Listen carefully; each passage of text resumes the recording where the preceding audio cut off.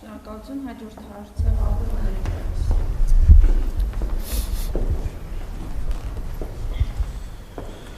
Շնորհակալություն, պարոն վարչապետ, ուզում եմ անդրադառնանք ազգային ժողովում երեկ ձեր հնչեցրած հայտարարությանը մի հատված մեջ բերեմ։ Ես չեմ կարող հավատալ, կներեք հազար ներողություն, եթե հիմա ասեմ, գիտեք ինչ կարող է ուժեղ Հայաստանը, Հայաստան դաշինքը, ուժեղ ՀՀԿ-ն եւ ԲՀԿ-ն անցնեն խորհրդարան, նշանակում է իմ մտքով անցկացնեմ, որ Հայաստանի Հանրապետությունում այդքան շուն ու շանգյալ կա, որ կարող է իրենց օգտին քվեարկի։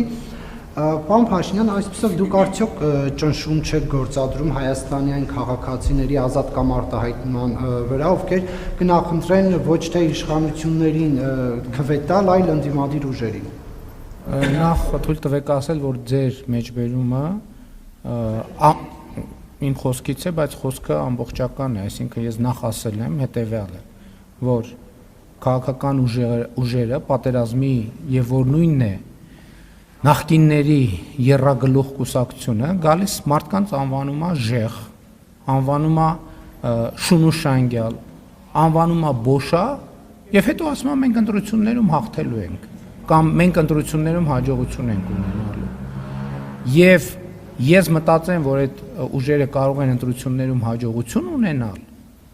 եւ նրանք դրանով մարտահրավեր են նետում Հայաստանի Հանրապետության քաղաքացիներին։ Այսպիսով իրենք պիտակարավորելով իրենց պոտենցիալ ընտրողներին որպես այդպեսին։ Եվ ես ասում եմ, չեմ կարող նախ Հայաստանի Հանրապետության բոլոր քաղաքացիներին կոչ եմ անում իրենց քաղաքական դիրքորոշմամբ ցույց տալ, թե ով է իրականում շուն ու շանգյալը ու բոշան նկատի ունենալով պատերազմի եռագլուխ կուսակցության վերնախավին։ Եվ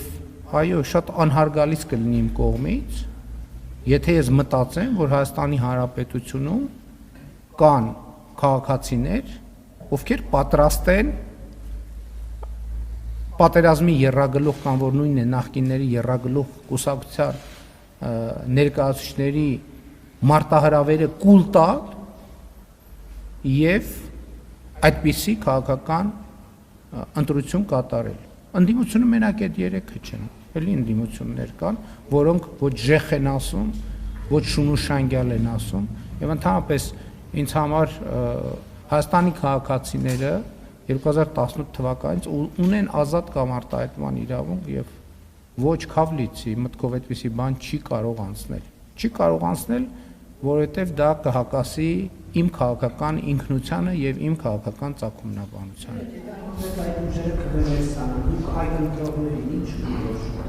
Ես էլի ուզում եմ իմ քաղաքական զգացողությունը ասում է, որ երեք ուժերից ոչ մեկը չի հաղթահարելու խորհրդարան մտնելու անցողիկ շեմը։ Ես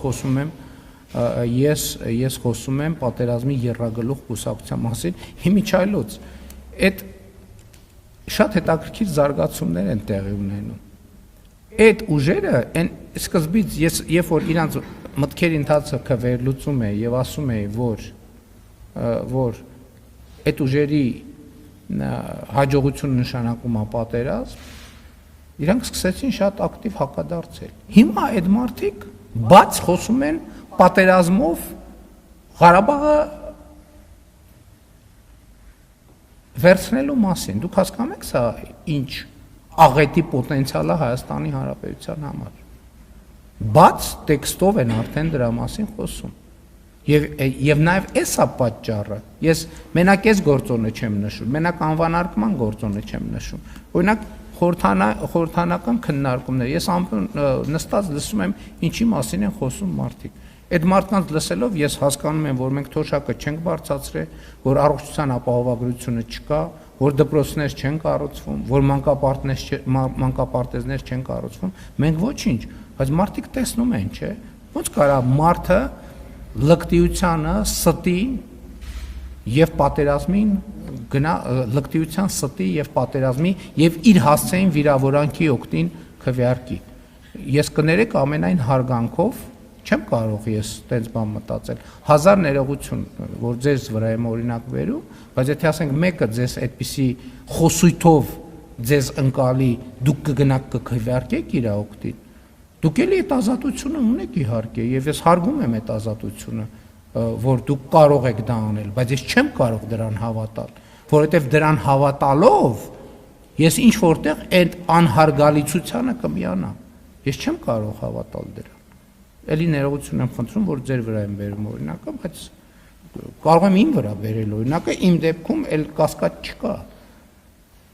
Շնորհակալություն, հաջորդ հարցը Արմատ մեդիա Պարոն Փաշինյան